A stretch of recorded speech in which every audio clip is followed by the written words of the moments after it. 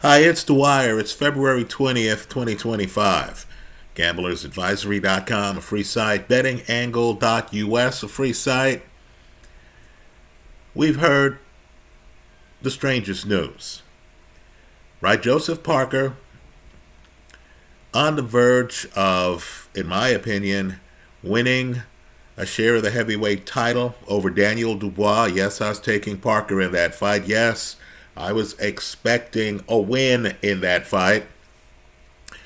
Well, he's been denied his opportunity because DuBois has a viral infection. Now, I'm guessing he's had that viral infection for a number of days.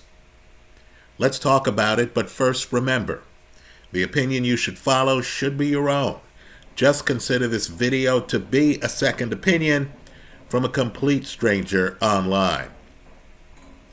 Now, folks, I'm guessing DuBois has had this infection for a little bit. So I'm guessing the Martin Bakole people have been monitoring the situation. Also understand, too, we think of the heavyweight division as this vast piece of property. It's not. The guys know each other. Most of them do. Bakole sparred with a number of guys. Right? The guys know the trainers. The guys know the lay of the land. So for Martin Bakole's group to so quickly accept the offer to fight Joe Parker on short notice, understand, Bakole's not even in Saudi Arabia. He's going to have to spend the next few hours actually traveling to Saudi Arabia. So this is a guy who has to be convinced that he can beat Joe Parker. Parker also is interesting because I know we have Fighter of the Year based on calendar years. Right, folks? If it's just based on a 12-month period, who in the entire sport of boxing has faced more big hitters over the last 12 months than Parker, who has faced Deontay Wilder, Zhilei Zhang, and now Martin Bakole? Let me ask another question. Let's just speculate on Fighter of the Year, and let's remove the January to December part of it. You're a gambler. You really don't care about these awards, right? You just need to know who's on top of the game. Who are you going to bet on because that fighter is on top of the game? Is it possible that a fighter could win Fighter of the Year without being a champion? Folks, in my opinion, that's the road Joe Parker is traveling. Right? If I just ask people off the street, who's the hardest hitter in the heavyweight division? Now, there'll be some other names.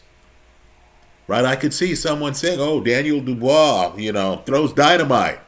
Right? I could see somebody else saying, wow, I saw Francis Ngannou crumble to the canvas against Anthony Joshua, and that's not the first guy I've seen crumble to the canvas. Right? Joshua, Dillian White, Joshua, Charles Martin. Right? There's some other punchers. But I would say, if you asked me, where does Deontay Wilder's best punch rank? Folks, I can't name a punch above it. If you ask me, who's the hardest hitter in the heavyweight division right now? Well, for me, it's Zhilei Zhang. I don't even know how Zhang is an underdog to Caballero. I haven't figured that one out. So here is Parker. And he's willing to fight Bakole, folks. Let's face it, Jared Anderson looked like he was in a car crash after that fight. It's even worse than that. You saw Bakole in the lead up to that fight. And the cameras would be rolling, and Bakole looked humble, and Bakole thanked Jared Anderson. And you thought to yourself, this is an act. Bakole doesn't believe this young guy belongs in the ring with him. You know the personalities.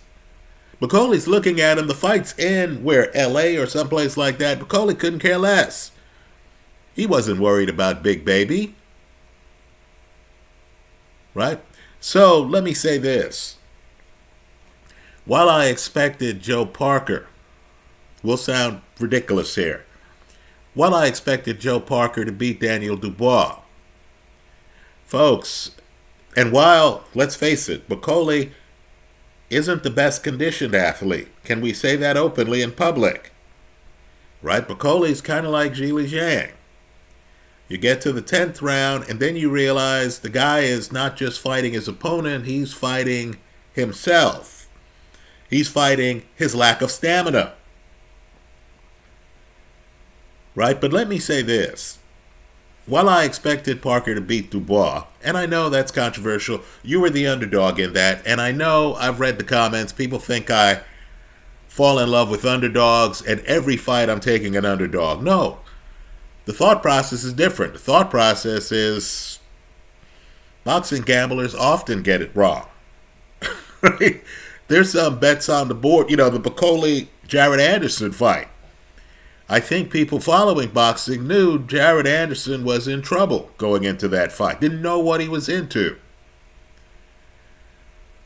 Right? I thought Joe Parker against DuBois. DuBois, let's just say, DuBois is the kind of guy who got Vladimir Klitschko off the couch.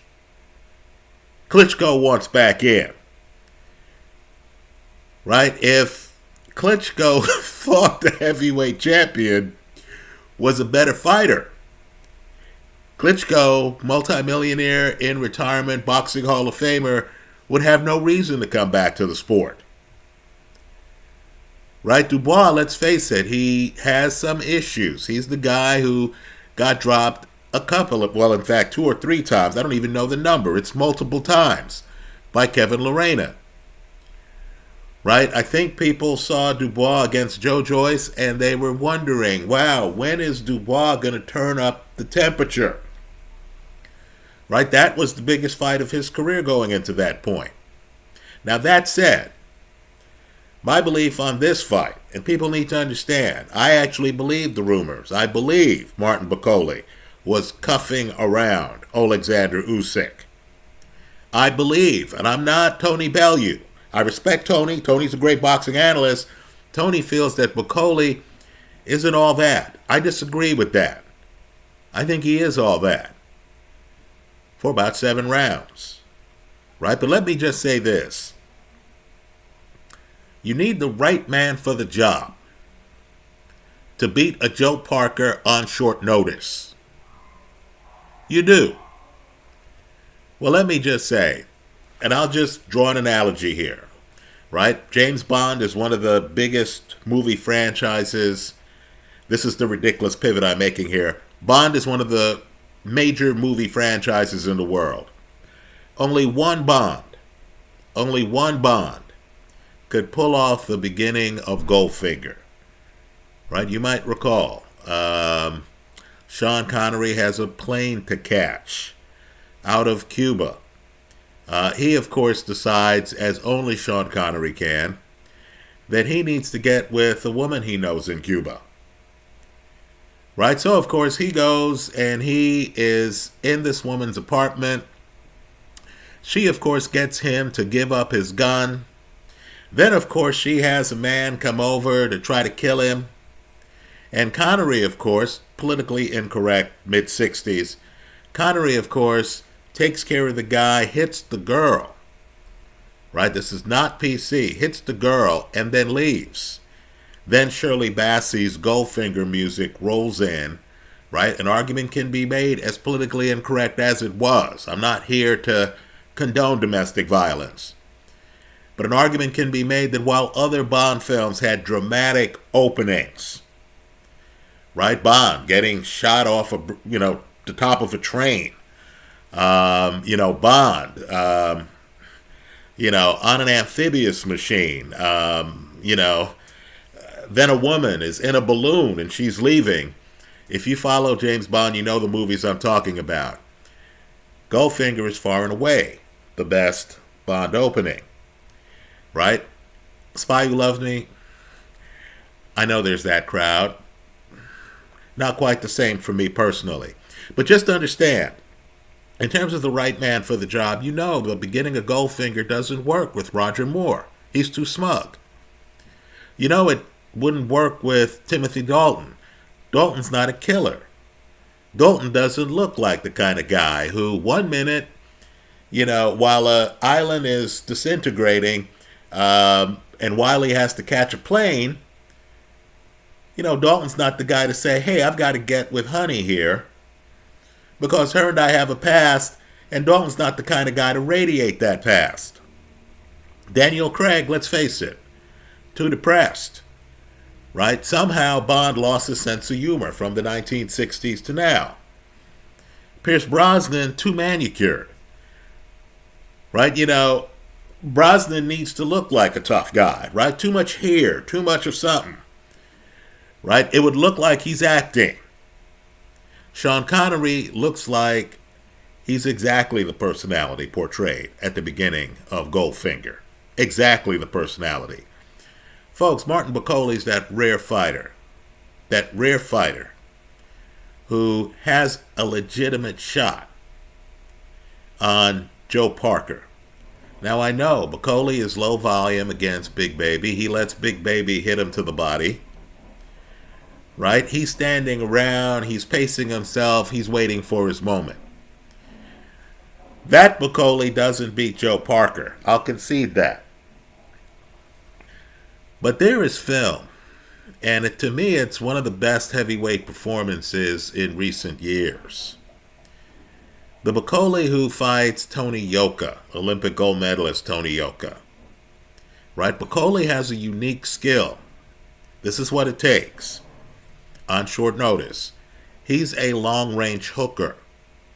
What I want you to do is to look at the first 7 rounds or so of Martin Bakole against Tony Yoka. Right? Understand, Yoka, to me, has a lot of the same attributes as Joe Parker. In other words, he's a boxer, he can move. Right? He's trying to, be slick and outbox you, and he's going to adjust to whatever you do. Right? But understand, you can't do that. Against a big man who's coming in throwing power shots, he's not waiting on you. Right? And he has the ability to throw them from long range. He's not in front of you as he's doling out punishment. So, I was on Odds Checker. I've been on Bovada. Right? I would name a third site, but they've figured out that I was not a local and that I live in the United States, so I'm blocked, and unfortunately I had some money on that site. Well, I'll just say this. I haven't found the lines for this fight. The sports books are anxious because if they price this fight the way it should be priced, some guy on last-minute notice isn't even in the country, right, is going to have to travel to Saudi Arabia, is not going to have time to put on a pair of boxing gloves or anything like that. For all we know, Bakole could have been in the club a few nights ago, not expecting to fight. Now, of course, here he is fighting Joe Parker, former heavyweight champion. Right? A guy on arguably the best run in the heavyweight division. Well, let me just say, it's the outlier guy, the guy who does things in an unorthodox manner, who at the last minute can come in and impose that lack of orthodoxy on you. Let me also say, too, Parker's past. The Joe Joyce fight. Joe Joyce was the juggernaut that night, wasn't he? He's on his front foot. He's not even pretending to have a back foot against Joe Parker. He's on his front foot. He's throwing a jab. He's coming across with a sledgehammer right hand. And Joe Parker took shots in that fight. There was a size dynamic in that fight where you were looking at the fight and you thought, oh, Joe Joyce is the big man in this fight. Right? Well, let me just say, since Parker has already been stopped, right, by being bullied in a fight, by a certain type of bully, right? Obviously, Parker has righted the ship in terms of beating two other bullies, right? This is the guy who's going after the bullies. He's boxing's vigilante, right? So, Deontay Wilder, hey, enough of, the I'm going to knock you out persona, right? Zhili Zhang, I don't care that you're a southpaw. You don't have my lateral movement. Now he's dealing with a bully who can actually throw the volume early. Right? Zhang's two-handed, but he's low volume. Bakole, when he's right, and that's the question.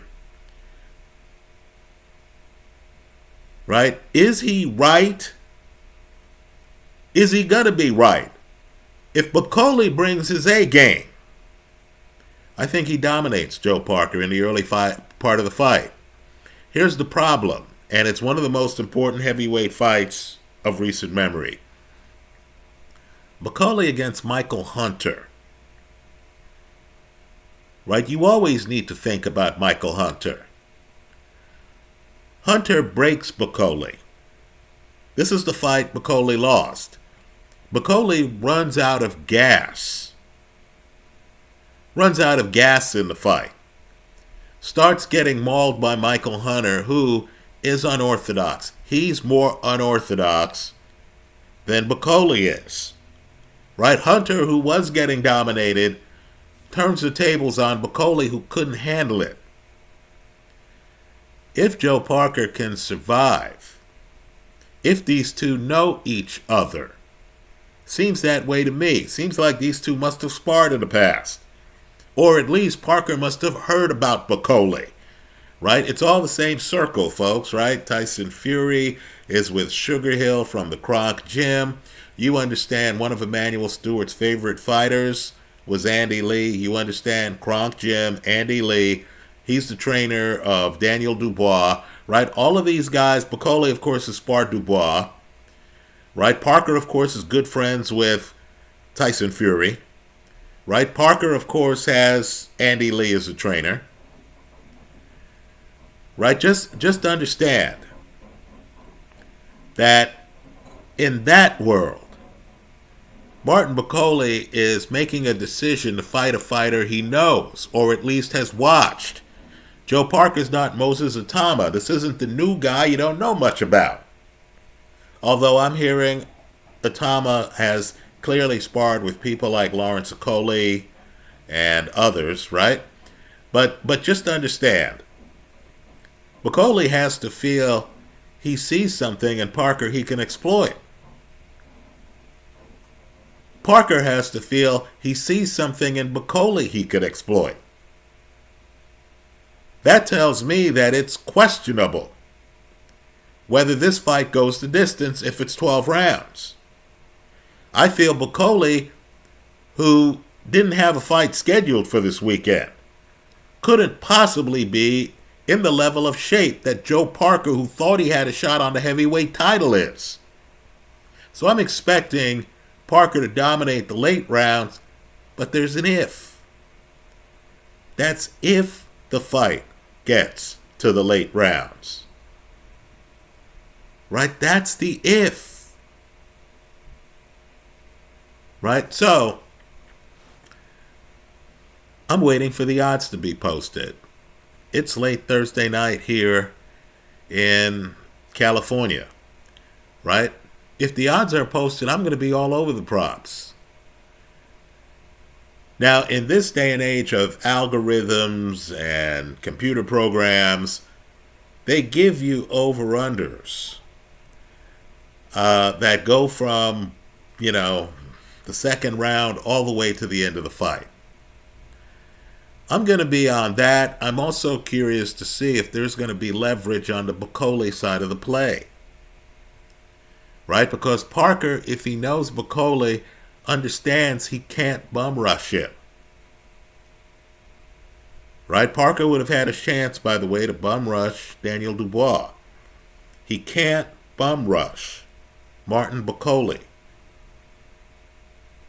You just can't. Right? There is the chance that Parker could try to hover on him and be mid-range, since Bakole is really a long-range hooker. Right? But understand, even that's a little bit perilous, because Bakole also throws uppercuts. He can hit you mid-range with unorthodox shots, and Bakole's high risk. This is the vet who's made a decision that he doesn't have to block all of your shots. If you're going to throw to his body, he has a lot of meat down there. Right? I don't believe boxing should be a bodybuilder sport. Keep in mind, I'm from the Larry Holmes era. Right? So Bakole, if a shootout starts, this is the guy who's prepared to get shot in certain places. His thought process is, I take a good shot to the body. Right? If you're throwing to my body and I'm throwing to someplace on you that's more vulnerable, I have the advantage. Folks, on a loaded card, Parker Bakole is going to be the action-packed fight. Right? This is the fight where the two guys have known about each other for years. This is the fight where Parker wants to make a statement. In fact, he just wants to make the latest installment on the big statement he's been making. Right? To put it in perspective, you have a whole group of fighters who have been elites. I'm not even going to name them. I'm going to protect the guys. But you have elites at the heavyweight division who, even though being in the limelight, have not fought Deontay Wilder, even though Wilder was a 5-year champion, and have not fought Zhilei Zhang, and have not fought Martin Bakole. Joe Parker's about to fight the third of the trilogy. He's 2-0 against the group. Right, so this is the must-watch fight for me personally. Don't get me wrong, I'm interested in Bivol Beterbiev. I'm interested in other fights on the card, Adames, Shiraz. Right, I'm interested in the card. It's a loaded card. But this is the fight because either of these guys could be king. I don't think Alexander Usyk ever fights Martin Bakole if he wins this fight.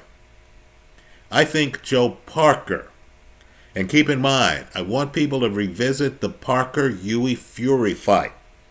I think you have to let Usyk understand, player, I don't think you have the punch. I'm not going to stand here and let you move around the ring. I'm going to track you down. Parker against Hughie Fury, better legs than Alexander Usyk. I know that's controversial, whatever, right? Parker backs him up the whole fight. Now, granted, Hughie Fury doesn't have the offense Usyk has, right? But let's remember, Parker just beat a southpaw, one of the most dangerous southpaws I think there is in boxing, in Zhilei Zhang. Right? Parker has a front foot. One of the secrets to Parker, it'll show up in this fight, is that Parker has great legs. Right? He's not a non-stop mover. Right? He's not Ali. He's not going to be up on his toes saying, hey, look at my legs. Right? You know, this guy's in cement. Look at my legs. Right? Parker is the opposite. This is a different personality. This is the guy with skills and confidence who doesn't feel he has to put on a show for you. Right? Must watch fight. I'm going to be looking at the props. If I see one that jumps out after I make the bet, I'll be here back online to talk further about this fight. This is a big moment for boxing. Let me also say, too, kudos to Bakole. I feel Bakole has less to lose than Parker. Understand, if Bakole comes in, if he gives a spirited fight and has some moments, let's say he loses, but he looks good for at least 6 rounds, backs up Parker, hurts Parker. There's some snippets that'll make the sports highlights. Then Bakole already has the built-in alibi, doesn't he? He'll say, man, I wish I had more time to prepare for this fight. I wish I had a camp where I could have brought in guys who, were kind of like Joe Parker. Right? He has the excuse. So this is the opportunity to hit the home run. Because understand, Bakole claims he's roughed up Daniel DuBois in sparring. Right? If Martin Bakole, who, according to rumor, is roughed up Usyk in sparring too. If Daniel Bakole beats Joe Parker, then the champions, DuBois and Usyk, won't be able to ignore him. Right? Bakole would just have to buy ringside seats and sit there for their future fights. Right? At some point, they're going to start to look like Canelo is looking to many in avoiding David Benavidez. Those are my thoughts. I think Bakole early has a chance to stop Joe Parker. Right? He has more of a chance, in my opinion, than Daniel DuBois would have had. One man's opinion. I do feel that when you take fights on short notice and you're not even in the country, in other words, it's not like, they can say, hey, let's get to work. Let's go to the local gym. Let's put in hard sparring. No, you're actually figuring out, plane reservations and landing at the airport. You and I know, too, that the reason why this fight is even possible is because it involves His Excellency, right, who's part of the Saudi Arabian government. So there isn't the usual nonsense we have where, a fighter wants to go to a country and then there are visa problems and there are delays, right? I'm sure in Saudi Arabia, it's just a couple of calls, right? It's Bakole. He's willing to fill in.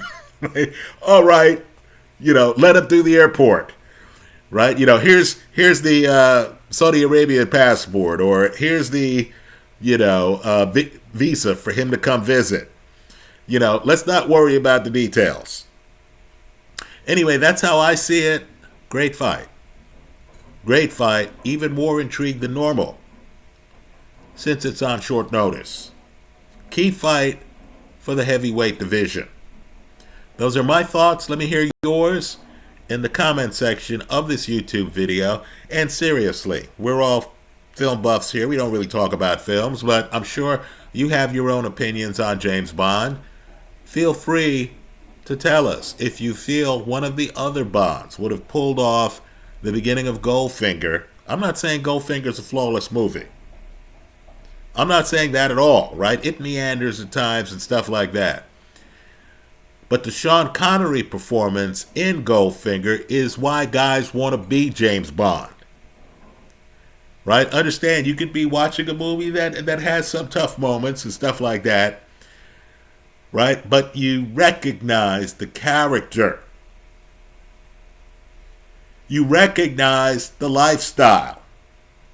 Even as you're cringing at the politically incorrect moments. Those are my thoughts. Let me hear yours in the comment section of this YouTube video. Thanks for stopping by.